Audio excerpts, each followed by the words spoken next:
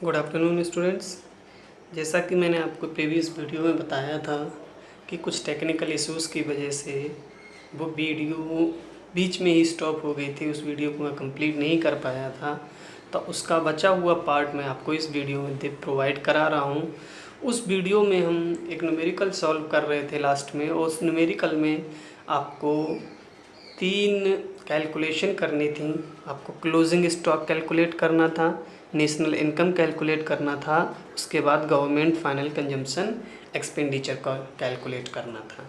इसमें से हम क्लोजिंग स्टॉक को कैलकुलेट कर चुके थे।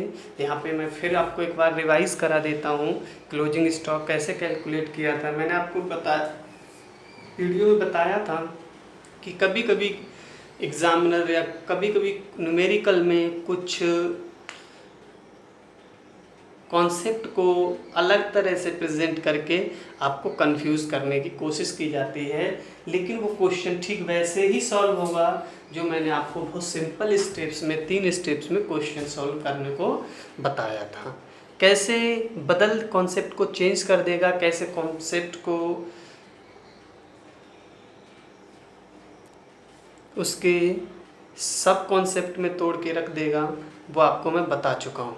ठीक है, तो सबसे पहले हम कैलकुलेट करते हैं closing stock. Closing stock calculate करने के लिए मैंने आपको बताया था कि क्लोजिंग स्टॉक, ओपनिंग स्टॉक और ग्रॉस फिक्स कैपिटल फॉर्मेशन और इन्वेंट्री इन्वेस्टमेंट, ये किसके पार्ट हैं? ये GDCF के पार्ट हैं। तो सबसे पहले जब भी कोई चाहे आपसे GFCF पूछा जाए या इन्वेंट्री इन्वेस्टमेंट कैलकुलेट करने को बोला जाए या ओपनिंग और क्लोजिंग स्टॉक कैलकुलेट करने को बोला जाए, तो सबसे पहले आप क्या करेंगे?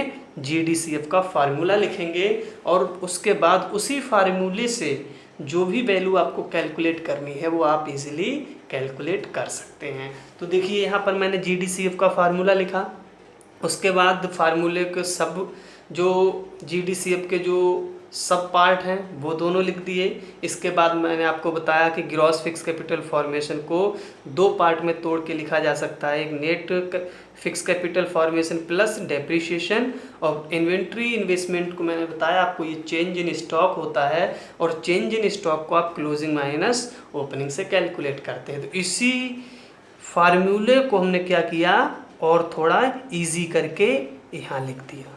ठीक है, अब देखिए जो वैल्यूज़ आपने जो यहाँ पर फैक्ट लिखे हैं, जो हेड्स लिखे हैं, उनकी वैल्यूज़ इस न्यूमेरिकल में दी हैं, तो आप आराम से इनकी वैल्यू पुट करके क्लोजिंग स्टॉक कैलकुलेट कर सकते हैं। देखिए नेट फिक्स कैपिटल फॉर्मेशन ये वैल्यू 2100 दी हुई है। ठीक है, डेप्रीशिएशन यहाँ दिया हुआ है। क्लोजिंग स्टॉक हमें कैलकुलेट करना है, इसका मतलब न्यूमेरिकल में नहीं होगा। और देखिए ओपनिंग स्टॉक आपके इस डेटा में दिया हुआ है, तो यही वैल्यू हमने क्या किया? पुट कर लिया। सभी को सॉल्व करेंगे तो क्लोजिंग स्टॉक हमें कितना मिल गया? 350 क्लोजिंग स्टॉक मिल गया, यही हमारा आंसर होगा। ठीक है, दूसरी कैलकुलेशन में क्या है? नेशनल इनकम कैलकुलेट करनी थी हमें। तो देखिए आपको मैंने, अगर आपको याद हो, एक वीडियो बनाई थी जिनमें हमने कन्वर्जन ऑफ एग्रीगेट्स पढ़े थे। मैंने आपको बताया कि अगर आपको कोई एक एग्रीगेट दिया है और उस एग्रीगेट से रिलेटेड कोई भी डेटा दिया है तो आप उसे नेशनल इनकम में कन्वर्ट कर सकते हैं। तो देखिए इस न्यूमेरिकल में NNP MP दिया हुआ है। ठीक है, और रिक्वायर्ड डेटा भी दिए हैं। देखिए NFIA भी दिया हुआ है, देखिए NIT भी दिया हुआ है। ठीक है, डेप्रीशिएशन भी दिया हुआ है। यही चेंजेस हम करते हैं एग्रीगेट्स को कन्वर्ट करने में। ठीक है, तो हमें देखिए दिया क्या है? NNP, और कैलकुलेट क्या करनी है? National income. नेशनल इनकम किसके बराबर होती है? NNP FC के बराबर होती है, आपको पहले ही बता दिया, जबकि NNP दिया है। ठीक है, तो हम इसका फार्मूला लिख लेंगे। कैलकुलेट में क्या करना है? NNP FC दिया क्या है? NNP NP। ठीक है, देखिए N है, N है, PP है, तो कन्वर्ट कितना करना है? केवल मार्केट प्राइस को आपको चेंज करना है फैक्टर कॉस्ट में। और आपको बताया जब भी आपको मार्केट प्राइस से फैक्टर कॉस्ट पर जाना हो तो ऐसे में आपको करना क्या है, आपको उस एग्रीगेट में से NIT को माइनस कर देना है और आपका ये एग्रीगेट किस में चेंज हो जाएगा, NNP FC या फिर नेशनल इनकम में चेंज हो जाएगा। तो NNP MP की वैल्यू कितनी दी हुई है, 5230 और NIT की वैल्यू देखिए क्या दी हुई है, 150। यानी आप इसमें से 150 माइनस कर देंगे तो कितना बचेगा, 5080। यही क्या होगा आपका नेशनल इनकम होगी। ओके, यही आपका सेकंड आंसर होगा। स्टूडेंट्स, अब हम सी ऑप्शन को सॉल्व करते हैं, यानी गवर्नमेंट फाइनल कंजम्पशन एक्सपेंडिचर को कैलकुलेट करने की कोशिश करते हैं। देखिए, इस आपको समझ में आए ना नहीं आएगा कि इसे कैसे कैलकुलेट करें। ठीक है, सिंपल एकदम इजी वे में समझिए इसको। जैसे आपने मैथ्स पढ़ी होगी, मैथ्स में कभी न कभी आपको बताया गया होगा, अगर इस तरह से लिखा हो x + y + z और आपको x बराबर बता दिया जाए 100, y बराबर बता दिया जाए मान लीजिए 50 और बता दिया जाए ये इक्वल टू 200 हैं, तो ऐसी कंडीशन में देखिए x की वैल्यू है, y की वैल्यू है, z की वैल्यू नहीं है, लेकिन इनका टोटल दिया हुआ है। तो ऐसी सिचुएशन में आप z की वैल्यू कैलकुलेट कर सकते हैं। कैसे, आप x की जगह x की वैल्यू रख दीजिए 100, y की जगह y की वैल्यू, z को यहीं छोड़ देंगे इक्वल टू 200। z को आप बाहर ले लेंगे, न्यूमेरिक्स को एक तरफ ले जाएंगे तो 200 माइनस, इधर प्लस है इधर आएगा तो माइनस, और ये भी माइनस, तो z इक्वल टू कितना होगा 50। क्लियर। ठीक इसी तरह से हम इस हेड को भी कैलकुलेट कर सकते हैं। कैसे, क्योंकि अभी अभी हमने देखा कि जो हमने प्रीवियस कैलकुलेशन की थी, नेशनल इनकम कैलकुलेट की थी। ठीक है, यानी अभी हमने नेशनल इनकम कैलकुलेट की थी, तो नेशनल इनकम में प्राइवेट फाइनल कंजम्पशन ऐड होता है, ऐसे ही government final consumption expenditure add होता है, नेट एक्सपोर्ट होता है, यानी जितने भी नेशनल इनकम के हेड हैं वो सब ऐड होते हैं। इसका मतलब हमने जो ये नेशनल इनकम कैलकुलेट की है, इसमें गवर्नमेंट फाइनल एक्सपेंडिचर भी ऐड होगा। ठीक है, तो अगर हम इसी देखिए इसको कैलकुलेट करने के लिए जितनी भी रिक्वायर्ड इंफॉर्मेशन है, जितना भी डेटा चाहिए वो यहाँ सब दिया है, सिर्फ क्या नहीं दिया है, GFCE नहीं दिया है। इसका मतलब अगर हम इसमें सभी वैल्यूज़ को पुट कर दें तो गवर्नमेंट फाइनल कंजम्पशन एक्सपेंडिचर को कैलकुलेट किया जा सकता है। ठीक है, तो हम कैलकुलेट करते हैं इसको। ठीक है स्टूडेंट, तो हम GFCE निकालने की कोशिश करते हैं। समझिए, देखिए सबसे पहले हमने जब एक्सपेंडिचर मेथड पढ़ा था तो हमने उसमें बताया था कि calculation method of national income, यानी नेशनल इनकम को कैलकुलेट करने का एक्सपेंडिचर मेथड। तो उसमें हमने नेशनल इनकम को कैलकुलेट करने के लिए क्या किया, 3 स्टेप बताए। आप वही तीनों स्टेप 1 बाई 1 यहाँ इसके फार्मूले में पुट कर देंगे। नेशनल इनकम को कैलकुलेट करने के हम लोगों ने क्या किए, 3 स्टेप बताए, तो वही तीनों स्टेप आप यहाँ रख दीजिए, आपको सिंपल क्वेश्चन सॉल्व हो जाएगा। तो पहला स्टेप क्या था, हमने कहा PF यानी private final consumption expenditure plus government final consumption expenditure plus net export plus gross domestic capital formation. पहला स्टेप हो गया। दूसरे स्टेप में आपको क्या बताया था कि आप दूसरे स्टेप में NFIA ऐड कर दो, तो NFIA ऐड हो गया।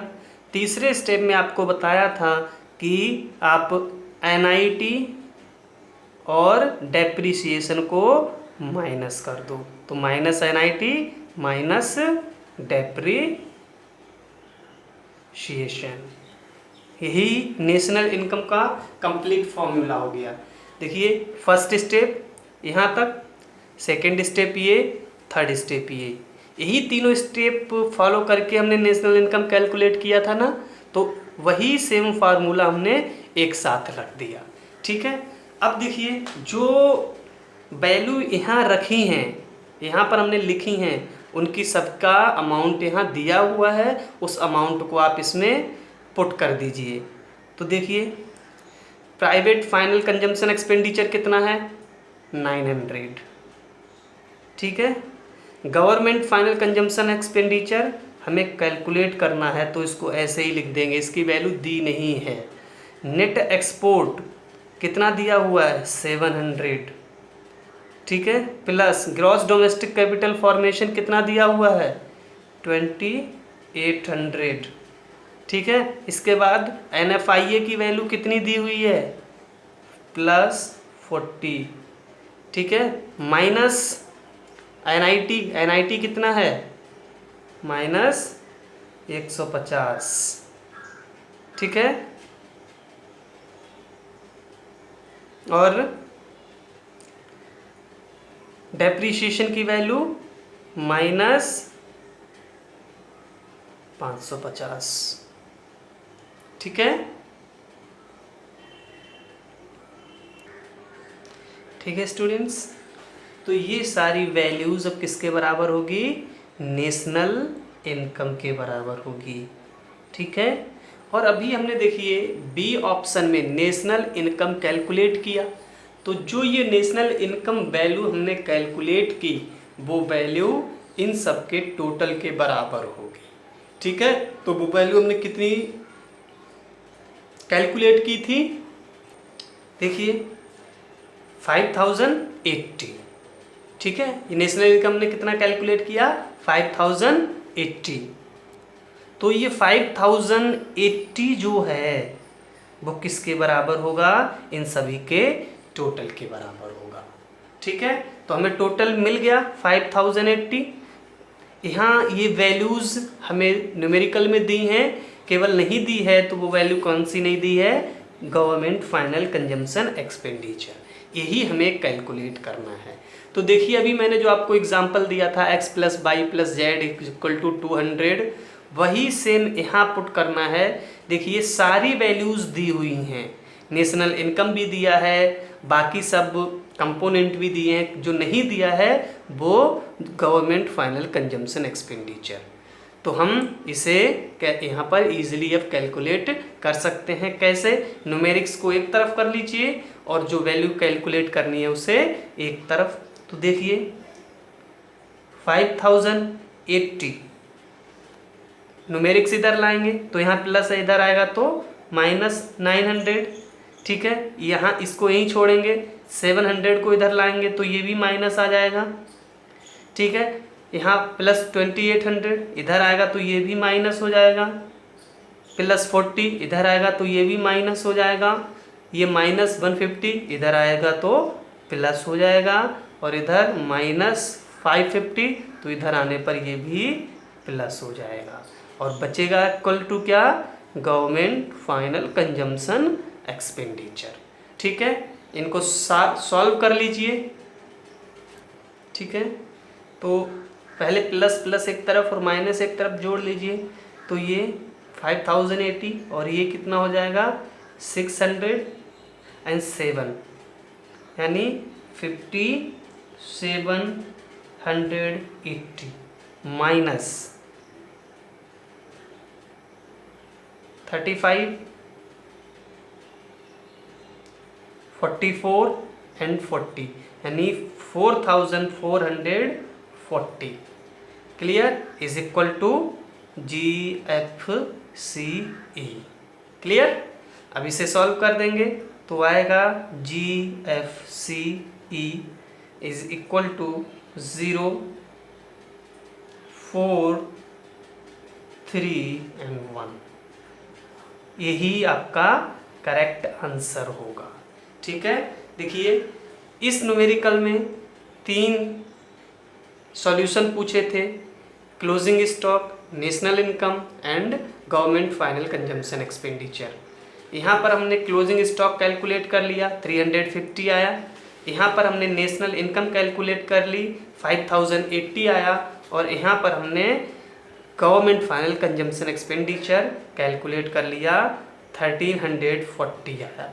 तीनों हेड्स हम कैलकुलेट कर चुके हैं। तो इस तरह के भी क्वेश्चन आपको मिलेंगे, इस तरह के न्यूमेरिकल्स आपको मिलेंगे जो कन्फ्यूज़न क्रिएट करेंगे, लेकिन बिल्कुल भी टफ नहीं होंगे। बस आपको वहाँ पर जो आपने सीखा है उसको अप्लाई करना है कि कैसे इस क्वेश्चन को और इजीली सॉल्व किया जा सके। ठीक है स्टूडेंट्स, तो अब मुझे लगता है कि आप एक्सपेंडिचर मेथड से भी न्यूमेरिकल सॉल्व करने के लिए रेडी होंगे।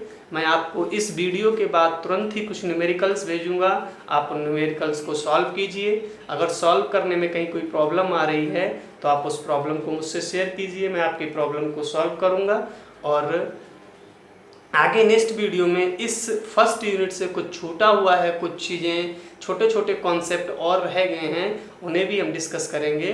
तब तक के लिए आप न्यूमेरिकल सॉल्व करिए और न्यूमेरिकल सॉल्व करने के बाद उन्हें मेरे पास सेंड कीजिए। Okay, thank you.